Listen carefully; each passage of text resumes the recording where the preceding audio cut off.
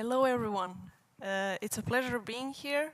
So I'm going to start with that. There's a whole army of IO producers coming here today, all four of us, that will try to persuade, I guess we'll persuade some of you to maybe think about pursuing a role of a game producer.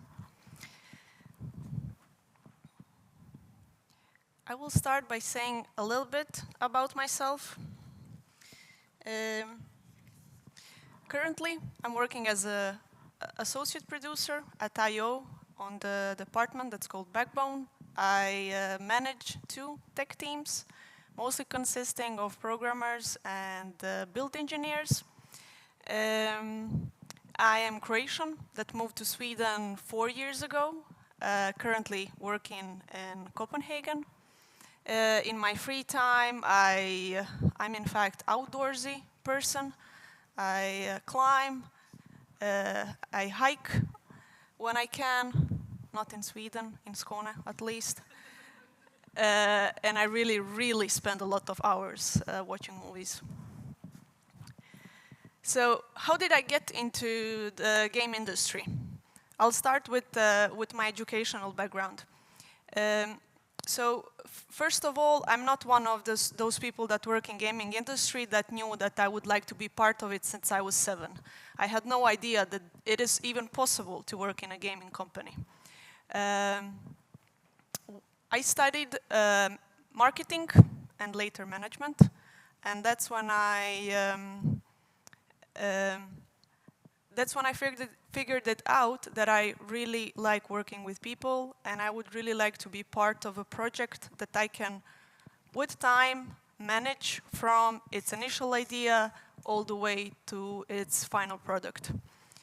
Fast forwarding to the time when I moved to Sweden, somewhere between working as a project coordinator for Erasmus Plus programs and volunteering for PMI, Project Management Institute here in Sweden, and attending a bunch of tech networking events, I got an opportunity to work at IO. How? Well, I guess I was at the right place in the right time, and there was one person that thought I would be good at this job. So here I am today, here, trying to persuade you to consider this job as a game producer. Now, game producer role can be described in many ways, but very general kind of description or explanation could be that it's a person that oversees development of a game, video games. Tech companies, they have project managers, and like music and film industry, video games industry has producers. If you were to ask 5 different video game companies what is the description or what is the role of producer, most likely you'll get 7 different answers. What they will agree on is that game producer is a person that sits on a crossing point between different disciplines, different crafts, and parts of the project.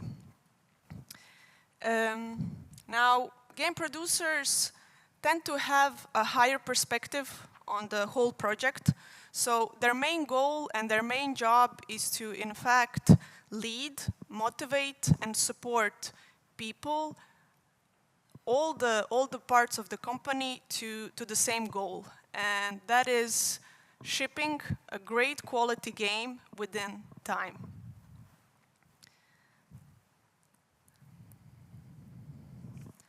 Yeah, so I don't know if you can see this picture very well.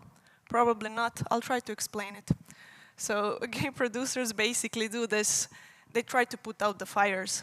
We have a game here on fire. Developers not really helping. Maybe you cannot see, but they have some kind of alcohol.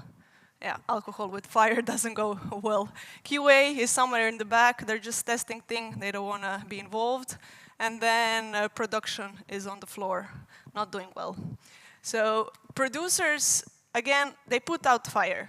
They prevent projects from derailing, and they have to understand different points of view and bring people together.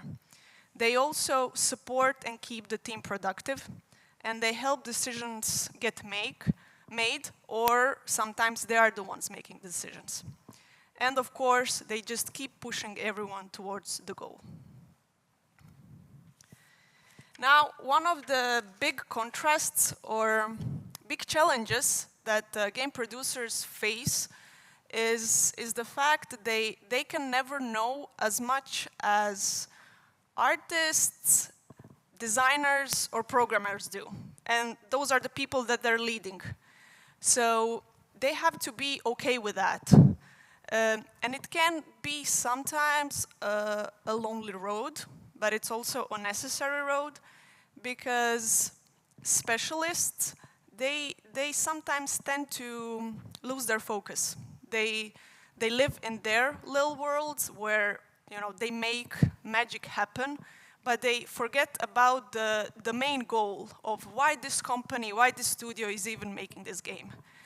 And producers are there to remind them of that. And it's a harsh truth that budgets are unfortunately limited. Time cannot be bought, and not every cool feature and not every great idea can end up in a final game, because this happens.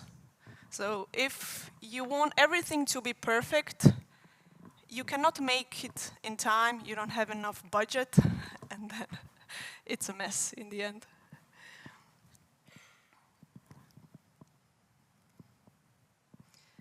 I mentioned before that producers' responsibility, they can vary a little bit depending on how company determines them. But there's also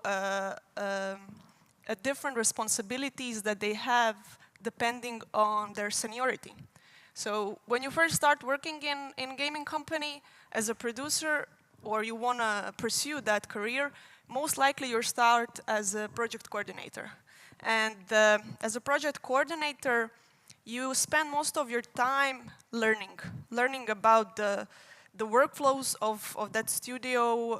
You learn about indoor tech or tools that are used. You learn from senior producers which processes to use, and you basically schedule your team meetings. You try to get relevant people in the same room. And of course, you remind them of priorities and goals all the time. As you get promoted to associate producer, that's the stage that I am in now, you get more responsibility and you get involved with planning a bit more.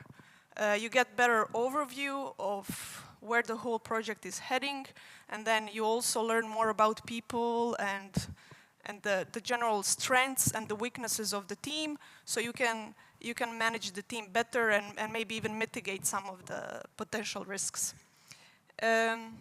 Producer is intermediate level. At this point, you're independent and you have a wide spectrum of skills by now and experience, which allows you to know how to manage your team and increase their productivity. At this point, you maybe even have ideas on how you could optimize some of the processes and so on. Louise here, she's at that stage. Then we have senior producer. Senior producer, there's not a lot of things that can surprise this person. So this person has been through many different challenges and has a lot of experience and has knowledge of teams and departments that are not only your team or your department. And then executive producer is a person that builds studio's culture, the one that does more of a strategic kind of decisions that will improve the processes and the workflows of a whole department.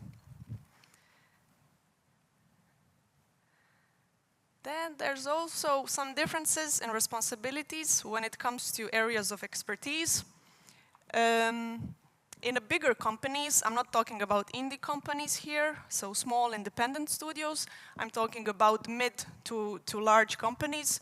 The bigger the company, more employees, the bigger the chance is that they have specialized producers. And these are just some of the examples. For example, tech producer is someone that leads technical teams. At IO, we have, like I mentioned, separate department which accommodates for all the needs that game project needs when it comes to tech. Then we have level producer or missions producer, and Kristine here will talk a little bit about that. But they basically oversee the project, the level creation from its idea to the final product. Then we have live producers, release producers or managers, how we call them, outsourcing producers that, for example, only take care of delegating tasks to third-party partners, and they keep the coordination running smoothly, and so on. I really hope that all these titles confused you at least a little bit, because otherwise this photo would not make sense. That's where my part, in fact, ends. I will leave the stage to my awesome colleagues that will tell you more about how it is to lead tech teams, and then straight after that, we will have Kristine that will tell you a bit more about producing for levels.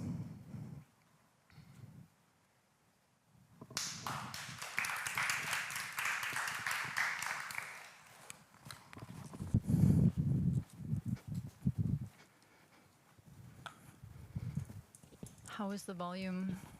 Is it good? Yeah? Good. Give me a sec.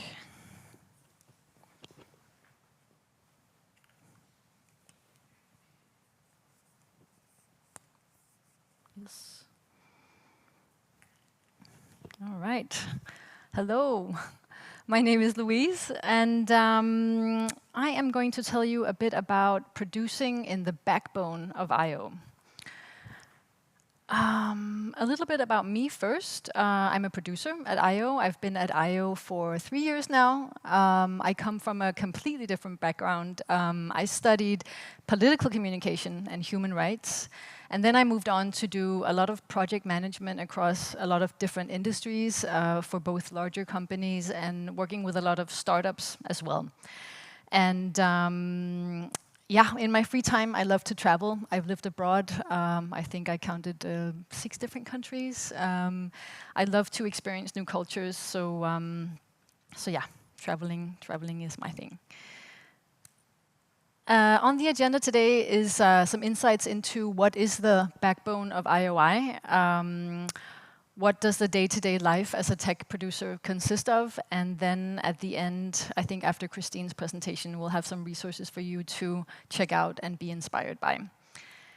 So the backbone of IOI is a department of 12 tech teams that service our game projects. I don't know if you can see in the middle, but we have the Hitman project that's still running. We have a new project, 007, the Bond game that we're developing, and Project Fantasy in the making. Our different teams serve the projects with tech and with tools for our artists and designers on the projects to make the environments and make the games that we are doing, basically. Tools team provides our artists with tools. The core engine team maintains our runtime systems. Audio helps the sound designers make sound on the games. I personally produce for 2 teams on the backbone, in the backbone department. The render team, which beautifies the game, is what the render programmers say. We beautify the game. So they develop the visual features and they put the realistic shadows and reflections on our games, as you can see in the middle. Maybe a feature such as ray tracing, creating very real reflections in the Hitman game. Global illumination is another example. So the render team works with setting the right light, having not light, for instance, bleed through the walls of our different rooms and settings. DCC Tools is my other team. DCC stands for Digital Content Creation. And so the DCC team is the bridge between our character artists, environment artists, and animators. And the DCC team provides tools for these artists to basically to make our characters as realistic and their movements as realistic as possible. So here you see a picture of our NPCs, our non-player character, basically crowd from the Hitman game. And it's an example of the tools, the DCC Tools team working on the skeleton and the faces and making sure that their movements basically are as realistic as possible. The day-to-day life as a tech producer for the tech teams. I'd say you have to be somewhat of a fierce octopus. There are many things going on during the day that involve these different areas. So a lot of communication, planning, execution, and making good processes. So let's have a look at those individually. Communication, meaning effective communication. There's a lot of that during the day. You talk to a lot of people, you're in a lot of meetings, you're aligning goals and priorities with stakeholders. Maybe you're talking to externals, they want to make a deal with the company and with your team to collaborate on some new tech. There's a lot of setting expectations from the backbone, across the projects, and also sharing knowledge. And we talk a lot about adding to the shared pool of meaning. So, as a producer, you're constantly gathering all the information that you need to make good decisions and lead your team in the right direction. So, there's a lot of speaking up as well. Planning is also a big part of the producer's job. So at I/O, we do these tech roadmaps where we have all of our backbone teams work planned. Then we meet with the technical directors of the projects to align on the priorities, what comes first, what comes next, basically. And as producers, we then break down these larger chunks of work into more manageable pieces of work for our teams. In general, you want to get yourself organized. So this is a picture of Miro. Maybe you know this this tool for project management, or creating an overview of your work, connecting all the dots. But there's a lot of that, and then coming back at the end of the month to assess the accomplishments of your team. Did you deliver what you set out to deliver, and then basically planning anew for the next month. Yeah, maybe just one more point is that in your planning, it is tempting to want to plan very long term, but it's rarely very feasible.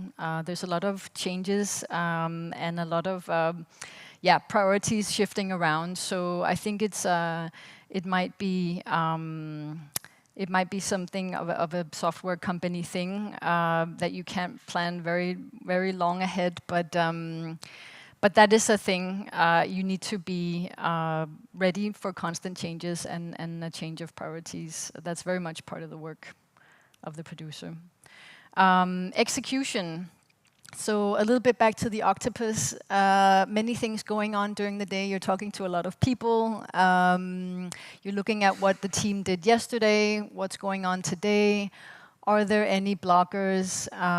For instance, just recently, one of our lighting departments on the project, they got blocked because of one of my programmers submitting something that then made their build not usable. So it's it's a constant aligning with what's going on the projects. What do they need? What are we submitting? Are we making sure to not break anything in the process? Which is why I also put this risk mitigation image up there. Which could also, an example of that could be that you plan to make a feature, but a first proof of concept might be done in 2 months, but you may need another 2 months to iterate on that and for it to actually be finished. So that's one way of thinking ahead, mitigating risk. Processes. We have sprints for the most part in Backbone. That could be a 2-week or a 4-week let's say, chunk of work that we plan for the teams and that we constantly check in on the progress on during the month. We do a lot of prototyping where our programmers try to make a proof of concept that we then test and we find out, are we going in the right direction? So there's, we try to fail fast when we develop to make sure that we're not spending a lot of time going in a direction that doesn't really work on the long term. So yeah, a lot of feedback on the tech that's being developed and a lot of making sure to get all the right stakeholders, whether it be designers or artists or directors in the same room to kick off a feature, be agreeing on what is the scope of this, where do we want to be in 2 months, and then also getting all the same people back in the room to sign off a feature once it's, and making, agreeing that it's done.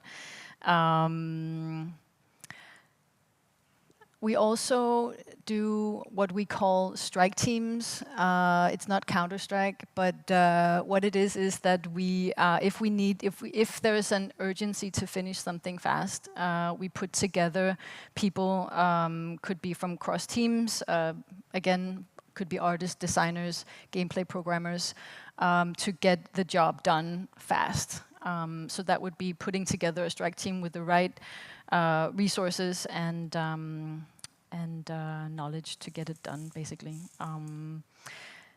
End of the month and end of a release could also be some teams, many teams do a retrospective where they reflect on what went well, what could we improve.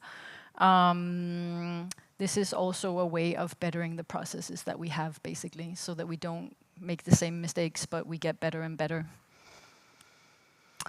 Leadership is something is also very important, I'd say, in the part of being a producer. You want to steer your team in the right direction, leading them in the right direction, and in that process, there's a lot of giving feedback, there's a lot of getting feedback. You're accountable for making sure that your team goes in the right direction, but also making your team accountable. They're also accountable for the work that you're doing together, so it's a joint effort. I feel that it's also a balancing act between what the team needs and what the projects need. At times where there might be a company goal or vision that we need to follow, but the team is not the team is not on board yet. But it's a weighing and balancing of needs and and we all need to go in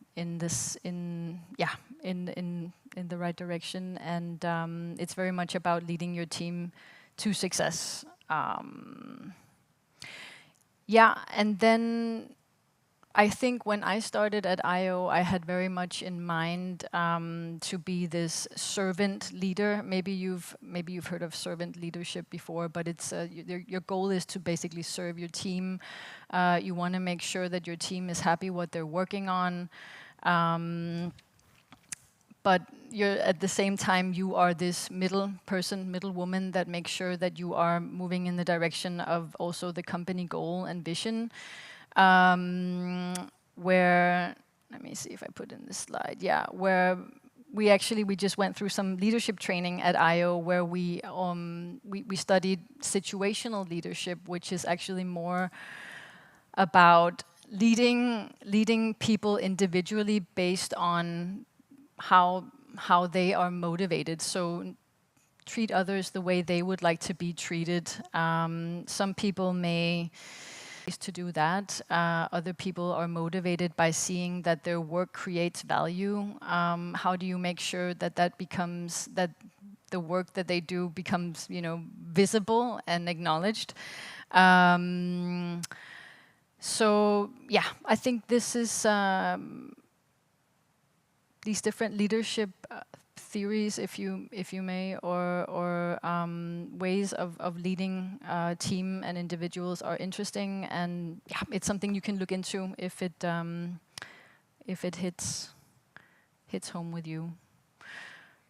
All in all, you want to make an impact, and you want to lead your team to success.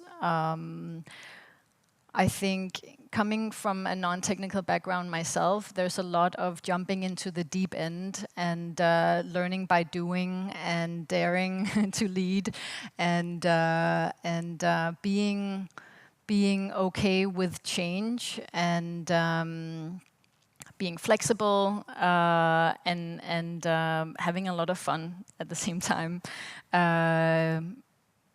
I think it also depends on your personality. I personally like fast-paced environments where a lot of things are going on. But to round it off, you need a good utility belt, basically. You're going to need your communicator button in the belt, and you're going to need your magnifying glass, and maybe your, what's it called, a bullhorn, and you're going to need a lot of different utilities because you're going to be in a lot of different situations with different people, putting out fires, or being ready to make changes, and being adaptable. I think that's it. Resources, maybe they come at the end. Thank you very much. We wait, and then on to Kristine. So, good volume. Yay. Good to be here. My name is Kristine, and I am a mission producer at IO Interactive. I'm also a mother of 3 daughters and 1 very tired husband at home. Then I'm a karateka, which means I've been practicing karate for over 18 years, and I do this to balance out a very busy work life and very busy home life. So that's where I get my energy to go and be the best producer and the best mother that I can. I come from a background in media science and theater, and I'm going to talk a bit more about my journey into the gaming industry later. But here's the agenda. I'm going to give you an overview of the role and responsibilities of a mission producer at IO. I'm going to define what a mission team is. Then the day-to-day life of the mission producer. Then my story, and then on to crucial skills for how you manage mission teams. And then which skills I use the most. And then I'm going to round off with would I recommend this job to my daughters.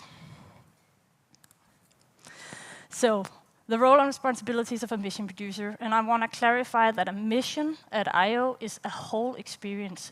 It's a level, essentially. If you played Hitman, it's an entire location there, and what goes on there. So it's not a small part, it's a big experience. The mission producer is the person who oversees the mission from the beginning to the end. Other crafts, they come and go throughout the production, but the mission producer is the only one there the whole time. Then it's also the mission producer's responsibility to make sure that we keep up to the quality standards set by studio management and direction. And that we keep that in mind as we go through production. Then also that we complete on time, which also means keeping an eye on the scope and adjusting as we go, maybe also lower expectations in some ways, or pick our battles, where do we really want to shine and where can we go less. And then within budget, because as previously mentioned, we can always use more time, more resources, but we don't have it. So finding ways to keep it. So essentially, the mission producer is the heart of the mission, the project manager with the great overview. It's a person who coordinates many different teams. I have many different disciplines to monitor. It's a lot of moving pieces, so I'm making sure no one is blocking someone else within their crafts. This also makes sign-offs quite difficult sometimes, because we might sign off for some disciplines, but not for others. So it's like this thing we can't fully close down yet, but in the end, it kind of ties up, and you can grab a nice bow and ship it. But there's some way to go there. Sometimes you have to go back again and open up if something changes elsewhere. Then it's also about balancing gameplay, narrative, and art, three major things that makes this experience. Make sure that we have a good mix of these, because if we focus on one thing, the others become flat, and the experience won't land. And then, of course, to stay on track and what we do when we are not, because that happens all the time. Let's be honest. Planning is hard. There's always some unforeseen challenge, so adapt. Then a mission team at IO. I have 2 mission teams currently, and they consist of a core team where I have 2 to 3 environment artists. They build the world. Then I have approximately 3 level designers in each team. They create the content of the world. They stage the experience, make the puzzles, put in the pieces, make it into the game that you play. Then there's a concept artist who makes the abstract ideas concrete through art if environment art and level designers are struggling to pinpoint what they want to tell here.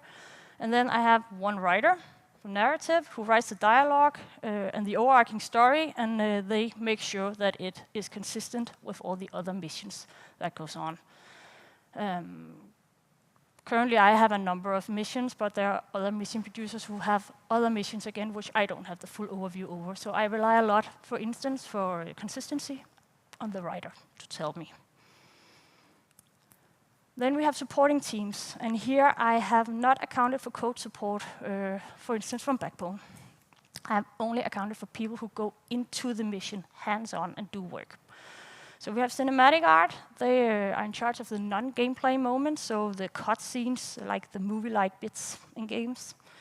We have tech art, who works with effects and performance. Tech design, they help with the more technical aspects, more underlying aspects in our game, with support for that, especially to our level designers. And then we have sound design and lighting. They help with setting the mood, and in the early production, lighting also helps us with navigating through the mission. Like, we can put light where we intend the player to move before we get the rest in place to also help with communicating this. And then we have quality assurance, QA, who helps test what we do to make sure that we always have something playable. What are the issues? Where are the fires, essentially?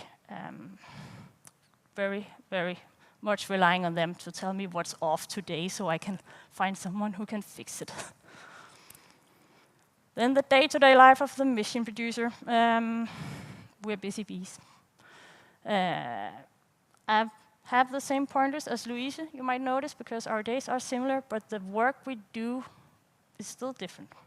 I have a lot of cross-collaboration between many disciplines, as you could see before. I'm the one connecting the dots in production, making sure, like, as the heart of the mission, making sure blood gets pumped around and no one is standing still. Everyone knows what to do and when to do it. One way of getting around that are the mission stand-ups I have for each of my team. I have a bi-daily sync where everyone gives an update on what they're working on. I can give them updates if I heard something from Backbone is coming in. Please make sure you integrate that into your work, so on. So that's really valuable. Then we have, of course, many meetings. That's also, like, I think communication takes up maybe 80% of my time. Making sure people are informed, aligned, and have clear expectations. Then the planning. We have a gating process when making missions. We have different phases when we make a mission. So first off, we get the vision. Then we do the broad strokes, like put in our engine, we put in the mission. You can walk through it physically, but there's nothing really in there yet. Then we try to do a first playable. So we put in the characters and we put in something that is representative. We start to feel what this could become. Then we move into moment to moment where we sharpen it a bit more. Now it actually becomes something that we can see the fun in.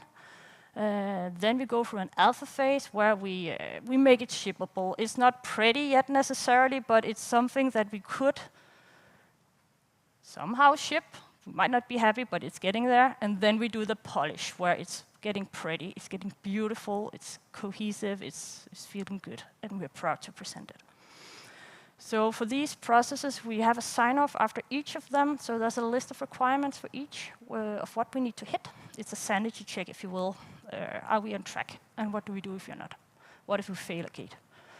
And there's a lot of planning involved in that. In the beginning, I use Miro, as was also previously mentioned. It's a visual workspace where you can put in. I use it early on to put in timelines for my designers. So I time box how long do they have for each segment, and then we adjust as we go. If they need more or need less, then we can go in there and reprioritize. Then as we go on into production, I use Jira a lot because that's when things get concrete. So then I can use the gate requirements to break it into smaller tasks for each discipline. Put it in Jira, which is a great tool. I don't know if people are familiar with it, but it's where you can also create sprints for the team, plan the work, get the big overview, get time estimates in, show priorities. What do you need to fix first? How big an impact has this on the game? It's also where quality assurance give us our issues, like things we need to fix. So we can see it all in one place. Then executing on this. I use Jira a lot to monitor progress with my team, see if things are moving in the right direction, and if not, I can go poke, see what is wrong, what are they needing, when they're not aware. Also, it's a lot about adjusting workloads, because we are working with an experience here. So sometimes it takes longer to nail, and sometimes it's actually easier than we thought it originally would. So one level designer might be done a lot sooner than the other. So it's about checking in and making sure no one is buried in work while others have nothing to do and are fixing low priority things. So constantly moving things around, being agile and flexible is required from the producer, but also very much from the team. We all own this experience together. It's not my area. You have to be ready to delegate. For process, we have these mission sign-offs. This is a huge thing. That's what we work towards. That's how we plan, what we plan towards. And I'm using sprints usually for that. But we also use retrospectives when we're done. I have a retrospective with each mission team after each sign-off to see what went well, what should we continue doing, what should we start doing, and what should we stop doing. Great learnings from this. For instance, it came up that the build was broken right before we had to show it to directors and stakeholders, and it turned out it was an issue from a backbone submit. So I could go grab Louise and say, hey, we need to figure out how to prevent this going forward. So what can we do? Let's start with sending out an email beforehand, giving a heads up to the backbone team that we have a sign-off. Let's have a page on the intranet with all the dates we know we're going to have sign-offs, so it's visible to everyone, also so producers can help communicate that to the team. So we improved there. And then leadership, as Louise also talked about, big part of being a producer. It's about recognizing achievements, but it's also about addressing failures. I think that is super important when a team has failed, for instance, a sign-off, that we address what went wrong, what can we learn, so we don't make the same mistakes going forward. It's not about placing blame, it's about learning, getting wiser, and moving on. And of course, figuring out how to catch up. Then, how did I become a mission producer? Because it's not something you grow up knowing you want to be. I think like the others, I had no idea that I could work in games. It was by coincidence that I landed a job as a game asset coordinator at IO Interactive back in 2015. I started out in dialogue and localization, where I implemented dialogue into the game. And it was all new to me. I played games, I had no idea how they were made. I had no idea about all the disciplines involved. So I started building my network within IO, asking questions to the different disciplines, getting to know my bearings, what order do we do things, and who does what does a level designer do, like all that, wrapping my mind around it. Then I became an associate producer in 2018, and I don't think I knew really what a producer was supposed to do, like an associate producer. I was handed over a team of people and was told, help them finish these missions for the expansion packs. And I was like, okay, hey. So what I did, I was in over my head, but I started out with asking them, what do you need to do this? What do you need to succeed? And then I went out there to try to make that possible. Focused a lot on communication and being open and honest about me being like new to this role, and help me, tell me what you need. Do you have a general direction to point me in? Who can I go ask? Then I'll chase it for you, so you don't have to spend time on that. So that's where I gathered my bearings. And then when I went on to the Hitman 3 missions, and production at that point in time was a well-oiled machine.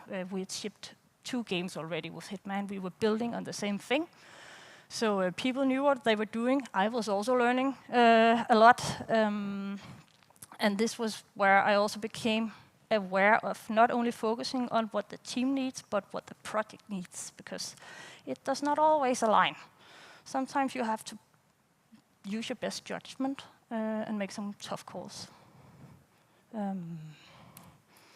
Then I became a producer after we shipped Hitman 3. I went on to produce the Hitman 3 live tale. Our executive producer, she resigned at that point in time, and it's difficult to get a new executive producer for a product that has already shipped.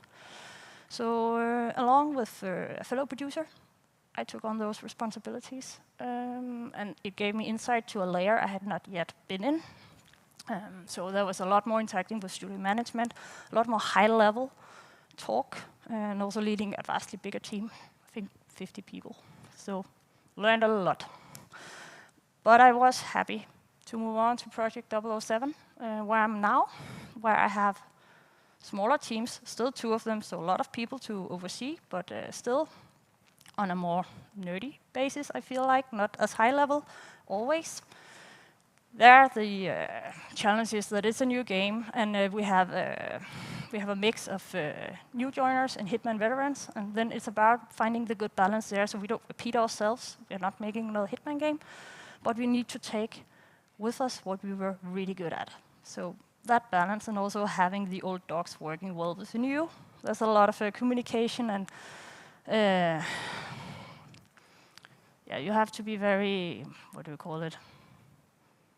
Diplomatic. Yes. So crucial skills for managing mission teams. There's a great deal of project management in this, like the planning, the scheduling, the resource allocation, risk management, and also coming up with mitigations. This is also what, especially when you're a producer, not an associate producer, but a producer, and maybe moving into a senior role, you need to come up with a solution as well. You can't just point at the problem, you also have to provide a way out of it, like some suggestion. Communication, again, this is key.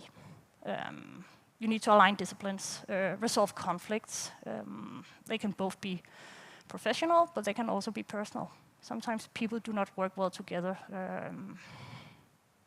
And with, I think also with artists, there's sometimes a bit of a temper. So managing that. We also have multiple studios, which also can make communication difficult. My way of mitigating that is I work from Copenhagen, but a large part of my team is actually here in Malmö. So every other week I go to the Malmö office one day and spend time with the team. And I might be less efficient, might be less planning, might be less Jira for me that day, but I get FaceTime with the team, I get to know them, I get to feel them out and check in with them, see if they need anything that they are not bringing up in a call on Teams.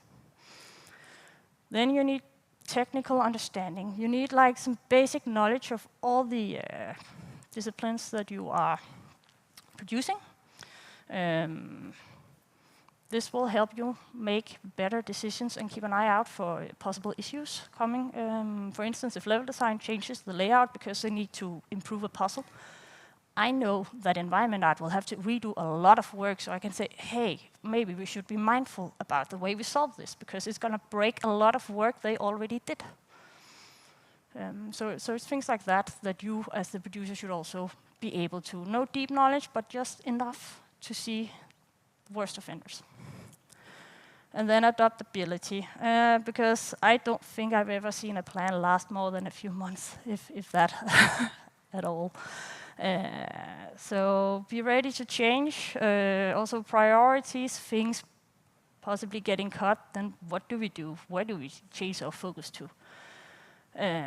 Also, if something was not signed off at a gate, how do we mitigate that? Because we're not getting more time. We are moving into the next gate's time. So how do we catch up? The skills I use the most, by far my years in the industry. I've been with IO for over 8 years. I built a network. I use that a lot. I use my knowledge of the company. Speak true is a company value that IO has. My former executive producer also said, like, she applied superpowers to her producers, and mine was no bullshit. I do not sugarcoat things. I state it the way it is, but I will do so in a respectful way. So respectful honesty, super important. That means the team will trust you when you say something. They will rely on what info you give them. You don't wrap it, because it's gonna get worse if you try to shield them. But of course, be mindful about communication. And then the bird's eye view, and there are many different bird eyes view you can apply. It can be on the mission team itself, like you know what people are working on, but it can also be the project, you know what goes on the other missions. Oh, they have the same issue. These actually have the solution. Bring it together. And also, overall, for all the projects, the backbone, the fantasy, Hitman, 007, be up there and know what is moving. Where do we overlap? Would I recommend this job to my daughters? Short answer is no. And here's why. I am mostly working outside my comfort zones. I am rarely feeling like I had a super easy day. It's a lot of putting out fires and solving conflicts. And the producer role is lonely. You're not part of the team. You're not part of management. You're your own thing in between. So you have your fellow producers, but they have their own teams, and you are not really working that closely together. You are in this weird solitude spot. And it can be difficult to maintain a good work-life balance. I feel like after I became a mother, that became very clear, like how hard it is to put work away and go home. I always check my phone when I pick up my daughters. I need to be available to the team. At least that's what I think. So balancing that out is tricky. And yet, you help people succeed. You build a team who will achieve something amazing, and you're part of that. And you can take credit for that. You get ownership. There's a lot there to gain, and it feels super satisfying to do that and know that you're running with this. You got this. You got this team. Not 2 days are alike. It's never boring. I think that's also why I've been at IO for so long. It's my first job in the gaming industry, but I'm constantly getting challenged. So I haven't felt the need to try anywhere else yet. Yeah. And then you get to make games, and the community that comes with games is amazing. Like the fan base and the things they do, the way they play the games. For instance, Hitman. I didn't even know we could do half of these things in our game that they do. I don't think anyone did, but it's amazing to see someone so excited about playing what you made. So yeah. Thank you.